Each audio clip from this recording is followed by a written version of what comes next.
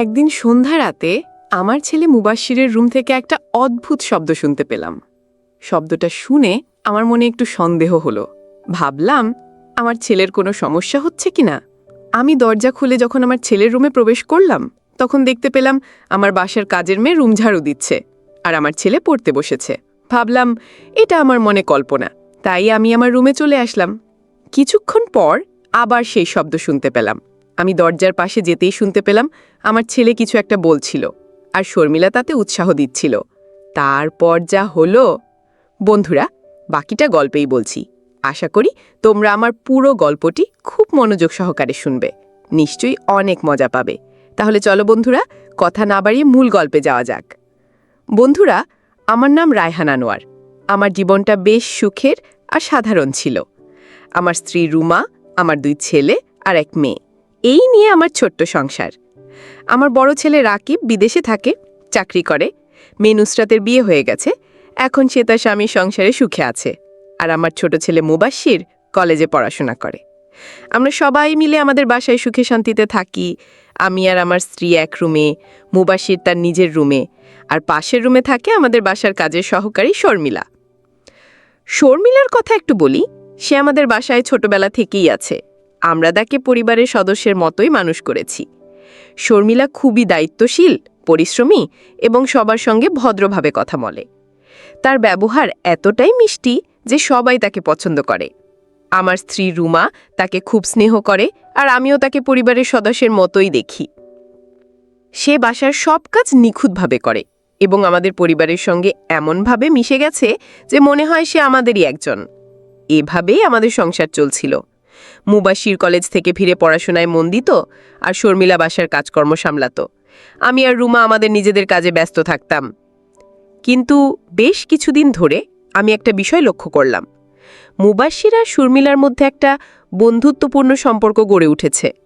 তারা প্রায়ই একসঙ্গে কথা বলতো, হাসি মুখে গল্প করত। প্রথমে আমি ভেবেছিলাম এটা স্বাভাবিক, বয়সে তারা কাছাকাছি, তাই হয়তো তাদের মধ্যে একটা বন্ধুত্ব তৈরি হয়েছে। কিন্তু ক্রমশ তাদের এই বন্ধুত্ব আমার কাছে একটু বেশি ঘনিষ্ঠ মনে হতে লাগলো। মাঝে মধ্যে দেখতাম তারা দীর্ঘ সময় ধরে গল্প করছে।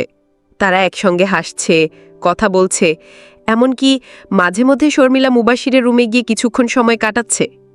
আমার মনে একটা সন্দেহ জাগল। আমি ভাবলাম মুবাশশির হয়তো শর্মিলার প্রতি বন্ধুত্বের বাইরেও কিছু অনুভব করছে। এই ভাবনা আমাকে একটু অস্থির করে তুলল। একদিন সন্ধ্যায় আমি দেখলাম মুবাশশির আর শর্মিলা বারান্দায় দাঁড়িয়ে কথা বলছে। তারা খুব স্বাভাবিকভাবে গল্প করছিল, যেন তারা অনেক দিনের বন্ধু। আমি দূর থেকে দেখছিলাম আর ভাবছিলাম, এটা কি শুধুই বন্ধুত্ব, নাকি এর পেছনে অন্য কিছু আছে? আমার ছেলের মনে কি শর্মিলার প্রতি কোনো বিশেষ অনুভূতি তৈরি হচ্ছে? এই ভাবনা আমাকে ভেতর থেকে নাড়া দিল। আমি রুমাকে এই বিষয়ে কিছু বললাম না। ভাবলাম হয়তো আমি বেশি ভাবছি, তবু আমার মনে সন্দেহ কাটছিল না। আমি ঠিক করলাম এই বিষয়টা আমাকে আরও ভালোভাবে খেয়াল করতে হবে। মুবাশশির আর শর্মিলার এই ঘনিষ্ঠতার পেছনে কি আছে সেটা জানতে হবে। আমি চাই না আমার ছেলের জীবনে কোনো ভুল সিদ্ধান্ত হোক, তাই আমি সিদ্ধান্ত নিলাম তাদের উপর একটু নজর রাখব। এক রাতে আমি শুনতে পেলাম মুবাশশিরের রুম থেকে কথার আওয়াজ আসছে। আমি আস্তে আস্তে তার রুমের দিকে এগিয়ে গেলাম। দরজার কাছে দাঁড়িয়ে শুনলাম শর্মিলা আর মুবাশশির কথা বলছে। তাদের কথায় হাসির আওয়াজ মিশেছিল। আমার মনে সন্দেহ আরও বেড়ে গেল। তারা এত রাতে কি নিয়ে এত গল্প করছে? আমি দরজায় কান পাতলাম, কিন্তু কিছু স্পষ্ট বুঝতে পারলাম না। আমার মনে হলো আমাকে আরও কাছ থেকে জানতে হবে তারা আসলে কি নিয়ে কথা বলছে। সেদিন রাতে আমি ঠিক করলাম আমি এই বিষয়টা আরও গভীরভাবে খতিয়ে দেখব। আমার ছেলে আর শর্মিলার এই সম্পর্কের পেছনের সত্যিটা আমাকে জানতেই হবে। আমি জানি মুবাশশির ভালো ছেলে, কিন্তু তবু আমার বাবার মন শান্ত হচ্ছিল না। আমি ভাবলাম পরের দিন থেকে আমি আরও সতর্কভাবে তাদের ওপর নজর রাখব। কি ঘটছে, কেন ঘটছে, এই প্রশ্নগুলো আমার মাথায় ঘুরতে লাগল। মুবাশশির আর শর্মিলার মধ্যে ক্রমশ বাড়তে থাকা ঘনিষ্ঠতা আমার মনে একটা অস্বস্তি তৈরি করছিল। আমি বাবা হিসেবে চাইতাম আমার ছেলে সঠিক পথে থাকুক, তাই আমি ঠিক করলাম তাদের ওপর আরও কাছ থেকে নজর রাখব। পরের দিন সকালে আমি দেখলাম শর্মিলা মুবাশশিরের রুমে গিয়ে কিছু বলছে। তারা দুজন মিলে হাসছে। আমি দূর থেকে দেখছিলাম আর মনে মনে ভাবছিলাম এটা কি শুধুই বন্ধুত্ব, নাকি এর পেছনে অন্য কিছু আছে। দুপুরের দিকে আমি লক্ষ্য করলাম মুবাশির বাইরে যাওয়ার জন্য তৈরি হচ্ছে। শর্মিলাও তার সঙ্গে বেরোবে বলে প্রস্তুত হচ্ছে। শর্মিলা একটা সাধারণ সালোয়ার কামিজ পরে তৈরি হলো। মুবাশির তাকে বলল, চলো তাড়াতাড়ি করো, দেরি হয়ে যাবে। আমি জিজ্ঞাসা করলাম, মুবাশির কোথায় যাচ্ছিস? সে বলল, বাবা লাইব্রেরিতে যাচ্ছি কিছু বই নিতে। আমি আর কিছু না বলে চুপ করে রইলাম, কিন্তু মনে মনে ভাবলাম শর্মিলাকে সঙ্গে নেবার কি দরকার। তারা দুজন বেরিয়ে গেল। আমি রুমাকে বললাম, দেখো মুবাশির আর শর্মিলা কতটা কাছাকাছি হয়ে গেছে, এটা কি ঠিক? রুমা হেসে বলল, তুমি বেশি ভাবছ। শর্মিলা তো আমাদের পরিবারের সদস্যের মতো, তারা হয়তো বন্ধুর মতো কথা বলে। কিন্তু আমার মন শান্ত হলো না। আমি ভাবলাম রুমা হয়তো এটা সহজভাবে নিচ্ছে, কিন্তু আমি এই বিষয়টা আরও গভীরভাবে দেখতে চাই। সন্ধ্যায় তারা ফিরল। মুবাশিরের হাতে কিছু বই ছিল আর শর্মিলার হাতে একটা ছোট ব্যাগ। আমি জিজ্ঞাসা করলাম, এগুলো কি? মুবাশির বলল, বাবা লাইব্রেরি থেকে কিছু বই এনেছি, আর শর্মিলা বাজার থেকে কিছু জিনিস কিনেছে। আমি আর কিছু বললাম না, কিন্তু আমার মনে সন্দেহ জাগল, তারা কি শুধুই লাইব্রেরি আর বাজারেই গিয়েছিল, নাকি আরও কিছু করেছে। রাতে খাওয়ার সময় আমি লক্ষ্য করলাম শর্মিলা মুবাশিরের জন্য খাবার পরিবেশন করছে, আর মুবাশির তাকে ধন্যবাদ দিয়ে হাসছে। তাদের এই ছোট ছোট কথাবার্তা আমার কাছে স্বাভাবিক মনে হচ্ছিল না। আমি ভাবলাম, আমার ছেলে কি শর্মিলার প্রতি কোনো বিশেষ অনুভূতি তৈরি করছে? এই ভাবনা আমাকে ভিতর থেকে অস্থির করে তুলল। খাওয়ার পর মুবাশির তার রুমে চলে গেল, আর শর্মিলা রান্নাঘরের কাজ সারছিল। আমি আস্তে করে মুবাশিরের রুমের দিকে গেলাম। দরজার কাছে দাঁড়িয়ে শুনলাম সে ফোনে কারোর সঙ্গে কথা বলছে। আমি কান পাতলাম, কিন্তু শুধু শুনতে পেলাম সে তার বন্ধুর সঙ্গে পড়াশোনা নিয়ে কথা বলছে। আমার মনে হলো হয়তো আমি বেশি সন্দেহ করছি। তবু আমি আরও সতর্ক হয়ে গেলাম। পরের দিন সকালে আমি দেখলাম শর্মিলা মুবাশিরের রুমে গিয়ে কিছু বলছে। তারা দুজন মিলে হাসছে। আমি দূর থেকে দেখছিলাম, আর মনে মনে ভাবছিলাম, এটা কি সত্যিই শুধু বন্ধুত্ব, নাকি এর পেছনে অন্য কিছু আছে। আমি ঠিক করলাম আমি এবার আরও কাছ থেকে তাদের ওপর নজর রাখব। আমার ছেলের ভবিষ্যৎ আমার কাছে সবচেয়ে গুরুত্বপূর্ণ। আমি চাই না সে কোনো ভুল পথে চলে যাক। তাই আমি ঠিক করলাম তাদের ওপর আরও কাছ থেকে নজর রাখব। পরের দিন সকালে আমি দেখলাম শর্মিলা মুবাশিরের রুমে গিয়ে কিছু বলছে। তারা দুজন মিলে হাসছে। আমি দূর থেকে দেখছিলাম, আর মনে মনে ভাবছিলাম, এটা কি সত্যি শুধু বন্ধুত্ব, নাকি এর পেছনে অন্য কিছু আছে।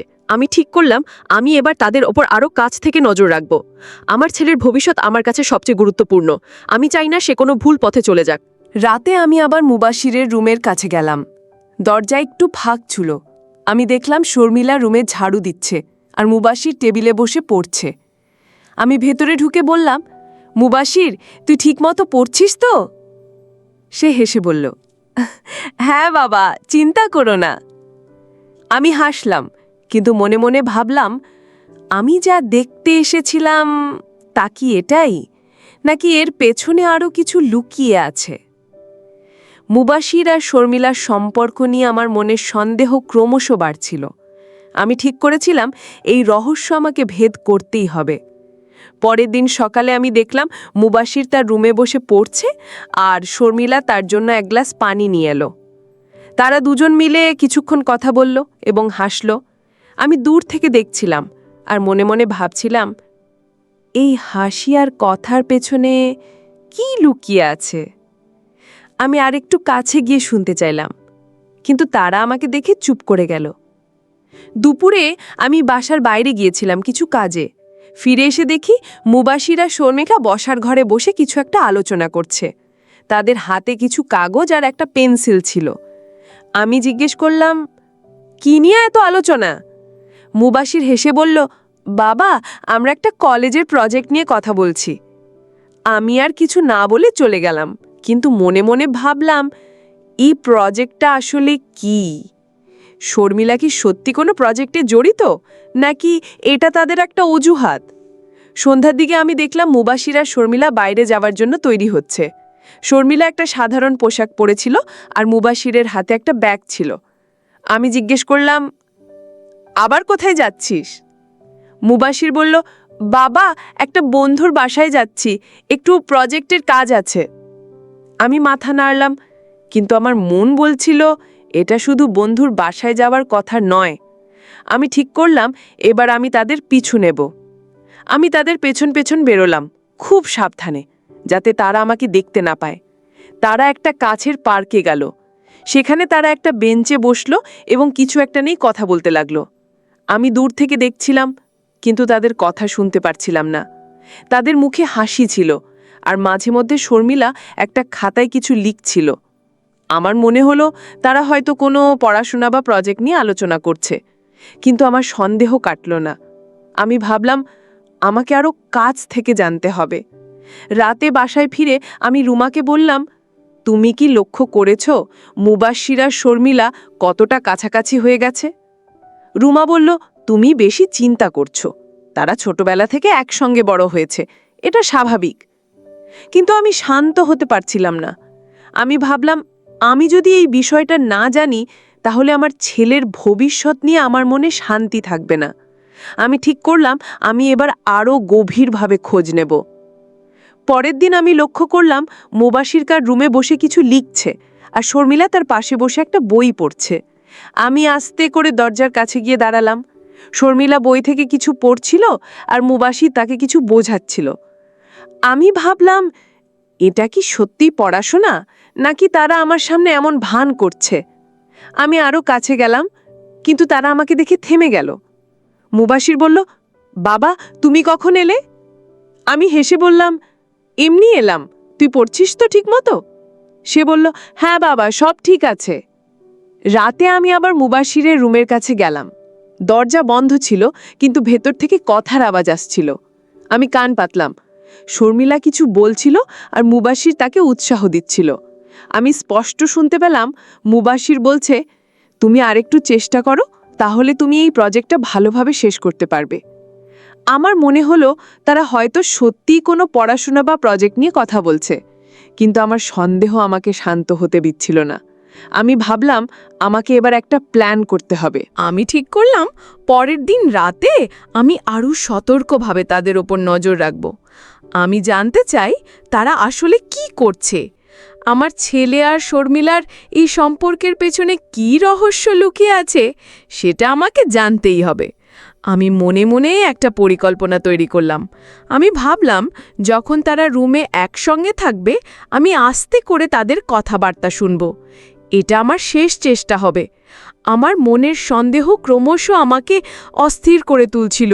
মুবাশশির আর শর্মিলার মধ্যে যে সম্পর্ক গড়ে উঠেছে তা আমার কাছে ক্রমশ রহস্যময় মনে হচ্ছিল। আমি ঠিক করেছিলাম এবার আমি তাদের পেছনের সত্যটা জানবই। পরের দিন সকালে আমি দেখলাম মুবাশশির তার রুমে বসে কিছু লিখছে।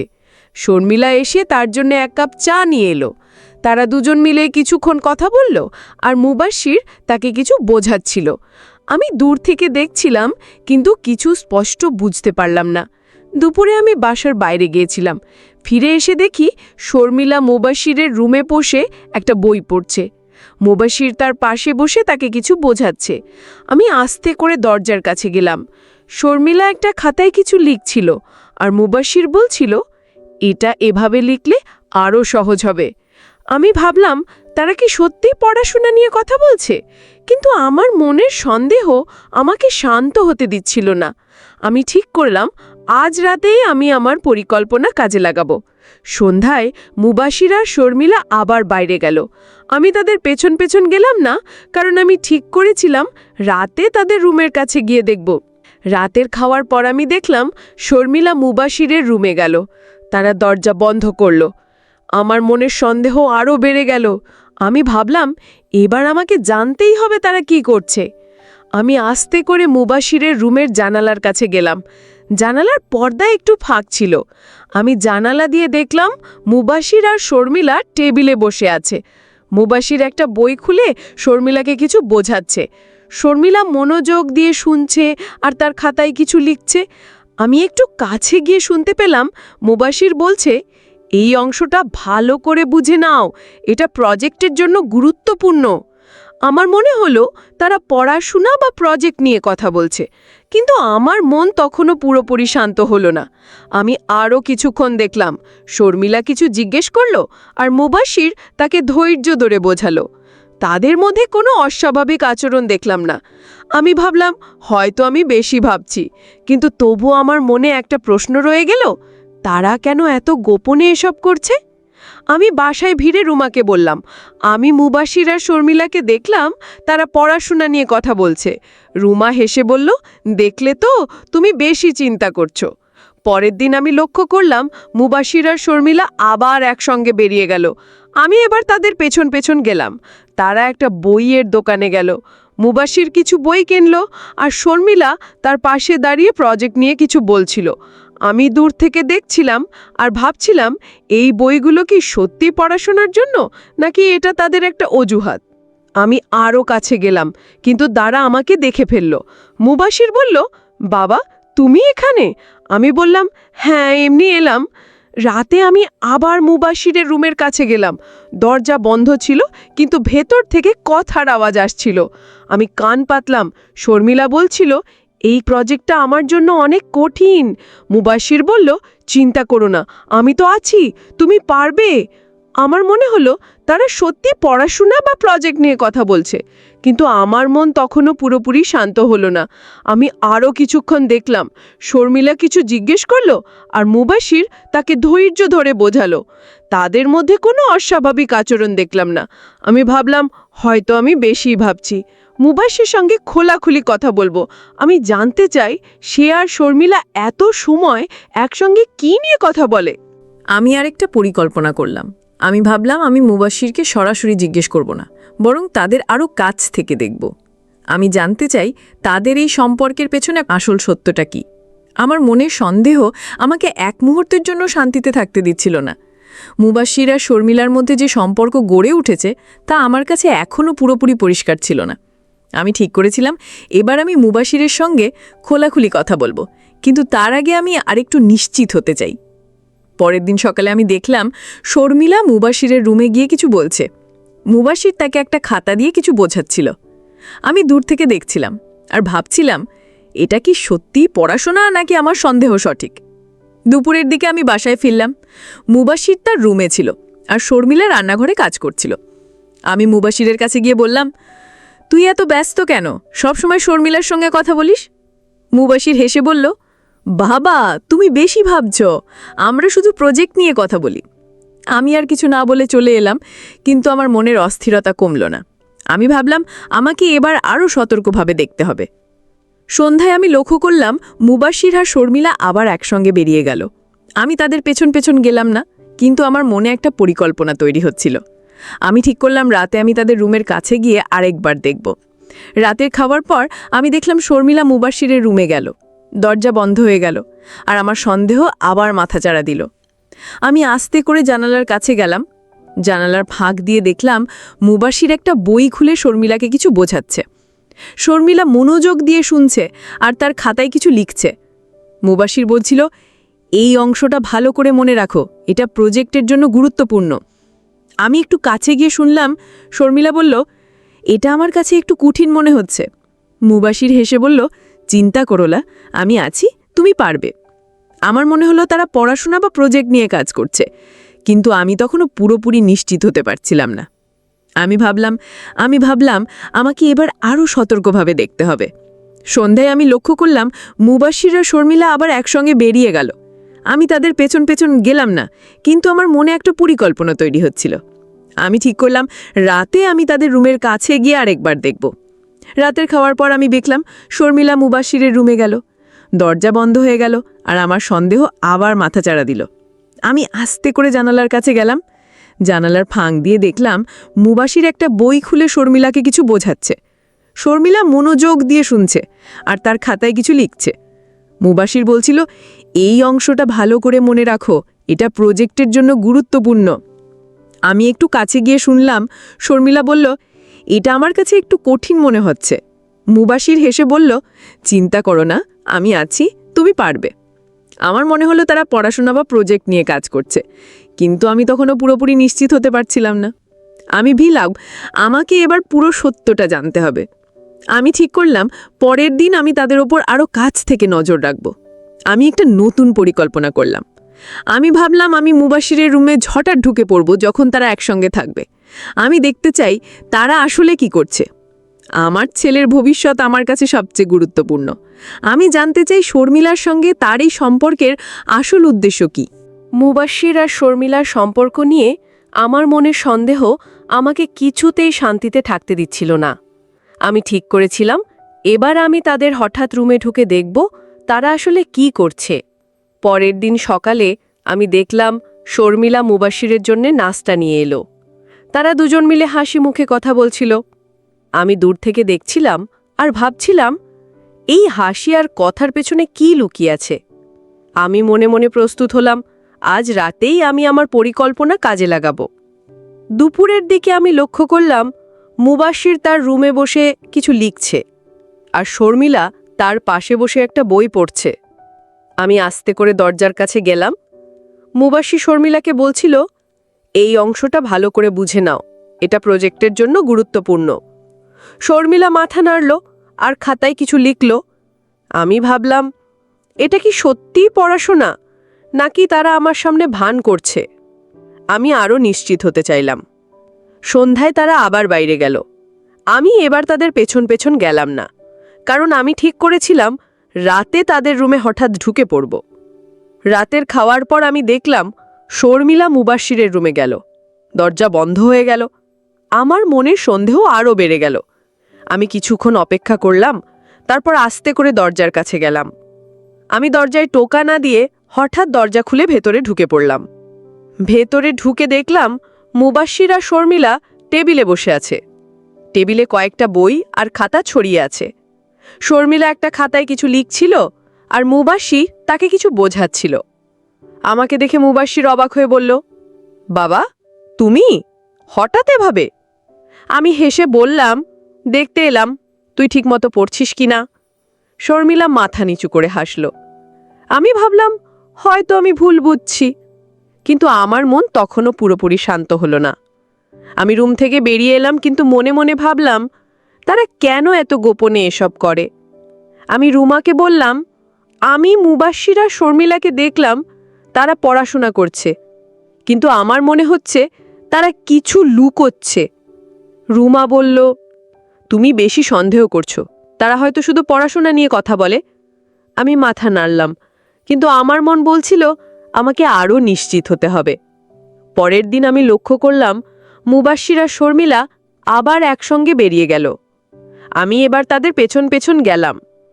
তারা একটা লাইব্রেরিতে গেল। মুবাশির কিছু বই দেখছিল আর শর্মিলা তার পাশে দাঁড়িয়ে প্রজেক্ট নিয়ে কিছু বলছিল। আমি দূর থেকে দেখছিলাম আর ভাবছিলাম এটা কি সত্যিই পড়াশোনার জন্য নাকি এটা তাদের একটা অজুহাত। আমি আরও কাছে গেলাম, কিন্তু তারা আমাকে দেখে ফেলল। মুবাশির বলল, বাবা তুমি আবার এখানে? আমি বললাম, হ্যাঁ, বই দেখতে এলাম। রাতে আমি আবার মুবাশিরের রুমে কাছে গেলাম। দরজা বন্ধ ছিল, কিন্তু ভেতর থেকে কথার আওয়াজ আসছিল। আমি জানলার কাছে গিয়ে শুনলাম মুবাশির বলছে, তুমি এটা পারবে, শুধু আরেকটু চেষ্টা করো। শর্মিলা বলল, আমি চেষ্টা করছি, কিন্তু আমার একটু ভয় হচ্ছে। আমার মনে হলো তারা পড়াশোনা বা প্রজেক্ট নিয়ে কথা বলছে, কিন্তু আমি ভাবলাম আমাকে এবার পুরো সত্যটা জানতে হবে। আমি ঠিক করলাম পরের দিন আমি মুবাশিরের সঙ্গে খোলাখুলি কথা বলবো। আমি মনে মনে প্রস্তুত হলাম। আমি জানতে চাই মুবাশির আর শর্মিলা কেন এত গোপনে এসব করে। আমার ছেলের ভবিষ্যৎ আমার কাছে সবচেয়ে গুরুত্বপূর্ণ। আমি চাই না সে কোনো ভুল পথে চলে যাক। আমি ভাবলাম পরের দিন আমি মুবাশিরকে সরাসরি জিজ্ঞেস করব তাদের এই সম্পর্কের আসল উদ্দেশ্য কি। তাদের সম্পর্ক নিয়ে আমার মনে সবসময় কৌতূহল থাকত। আমি ঠিক করেছিলাম এবার আমি মুবাশিরের সঙ্গে খোলাখুলি কথা বলবো। পরের দিন সকালে আমি মুবাশিরকে ডাকলাম। সে তার রুমে বসে পড়ছিল। আমি বললাম, মুবাশির, তোর সঙ্গে একটা কথা আছে। সে একটু অবাক হয়ে বলল, কি বাবা, কি হয়েছে? আমি বললাম, তুই আর শর্মিলা এত সময় একসঙ্গে কি নিয়ে কথা বলিস? আমি তোর বাবা, আমার জানা দরকার। মুবাশির হেসে বলল, বাবা তুমি এত চিন্তা করছো কেন? আমরা শুধু বন্ধুর মতো কথা বলি। আমি তার কথায় পুরোপুরি সন্তুষ্ট হলাম না।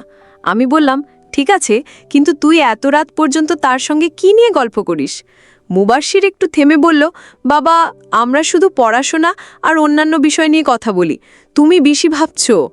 আমি আর কিছু বললাম না, কিন্তু মনে মনে ভাবলাম আমাকে এবার আরও নিশ্চিত হতে হবে। আমি ঠিক করলাম আমি আজ রাতে আবার তাদের উপর নজর রাখব। দুপুরে আমি দেখলাম শর্মিলা মুবাশিরের রুমে গিয়ে কিছু বলছে। তারা দুজন মিলে হাসছিল। আমি দূর থেকে দেখছিলাম আর ভাবছিলাম এই হাসির পিছনে কি আছে। আমি আস্তে করে দরজার কাছে গেলাম। মুবাশির শর্মিলাকে বলছিল, তুমি এটা ভালোভাবে বুঝেছো তাই না? শর্মিলা মাথা নাড়ল আর খাতায় কিছু লিখল। আমি ভাবলাম এটা কি সত্যিই পড়াশুনো নাকি তারা আমার সামনে ভান করছে। সন্ধ্যায় মুবাশির আর শর্মিলা আমার বাইরে গেল। আমি এবার তাদের পেছন পেছন গেলাম। তারা একটা কাছের পার্কে গিয়ে বসল। মুবাশির একটা বই খুলে শর্মিলাকে কিছু বোঝাচ্ছিল। শর্মিলা মনোযোগ দিয়ে শুনছিল আর খাতায় কিছু লিখছিল। আমি দূর থেকে দেখছিলাম আর ভাবছিলাম এটা কি সত্যি পড়াশুনো নাকি তারা আমাকে দেখিয়ে এমন করছে। আমি আরও কাছে গেলাম, কিন্তু তারা আমাকে দেখে ফেলল। মুবাশির বলল, বাবা তুমি এখানে? আমি বললাম, হ্যাঁ, একটু বেড়াতে এলাম। রাতে আমি আবার মুবাশিরের রুমের কাছে গেলাম। দরজা বন্ধ ছিল, কিন্তু ভেতর থেকে কথার আওয়াজ আসছিল। আমি জানলার কাছে গিয়ে শুনলাম মুবাশির বলছে, তুমি এটা পারবে, শুধু আরেকটু চেষ্টা করো। শর্মিলা বলল, আমি চেষ্টা করছি, কিন্তু আমার ভয় হচ্ছে। আমি ভাবলাম তারা পড়াশুনো নিয়ে কথা বলছে, কিন্তু আমার মনের সন্দেহ তখনও পুরোপুরি কাটেনি।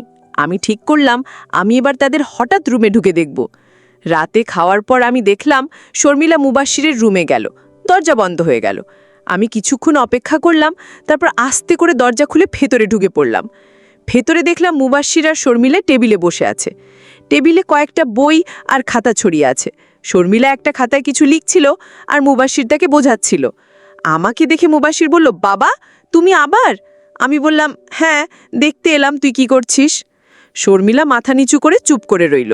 আমি রুম থেকে বেরিয়ে এলাম, কিন্তু মনে মনে ভাবলাম আমি এখনো পুরো সত্যটা জানি না।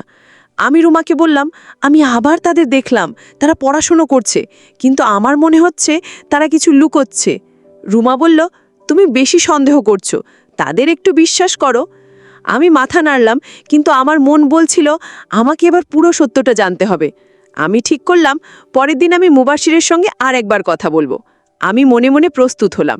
আমি জানতে চাই মুবাশির আর শর্মিলা কেন এত গোপনে এসব করে। আমার ছেলের ভবিষ্যৎ আমার কাছে সবচেয়ে গুরুত্বপূর্ণ। আমি চাই না সে কোনো ভুল পথে চলে যাক।